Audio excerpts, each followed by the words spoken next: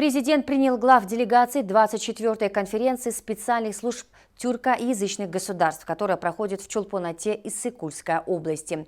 Приветствуя руководителей национальных служб безопасности, глава государства отметил, что глубокие исторические связи, многовековой опыт добрососедства и плодотворного сотрудничества между странами и народами создают крепкую основу для укрепления взаимодействия в рамках Тюркон.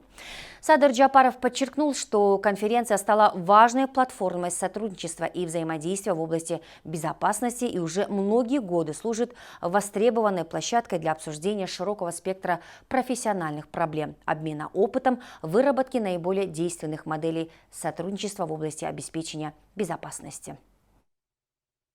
Сегодня особого внимания со стороны наших служб требует эскалация активности террористов на Ближнем Востоке и Афганистана, достигшая масштабов, угрожающих целостности некоторых государств и грозящая распространением далеко за пределы указанных регионов. Очевидно, что достичь значимых результатов в борьбе с данными угрозами и вызовами можно лишь путем последовательной и системной работы совместными и слаженными усилиями.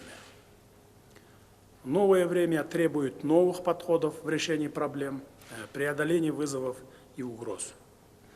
В этой связи выражаю уверенность, что содержательные и конструктивные дискуссии данной площадки внесут весомый вклад во благо обеспечения безопасности на тюркоязычном пространстве. Уважаемый Садыр Мухаджевич, позвольте от имени моих коллег, руководителей специальных служб тюркских государств, поблагодарить вас за встречу и за постоянную поддержку и внимание, которое вы оказываете нашему сообществу в решении стоящих перед нами задач по эффективному обеспечению безопасности наших государств.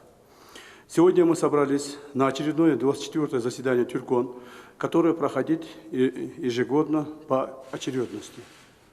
В повестке дня сегодняшнего очередного 24-го заседания Тюркон вопрос укрепления сотрудничества в области обеспечения безопасности и стабильности в наших тюркских государствах.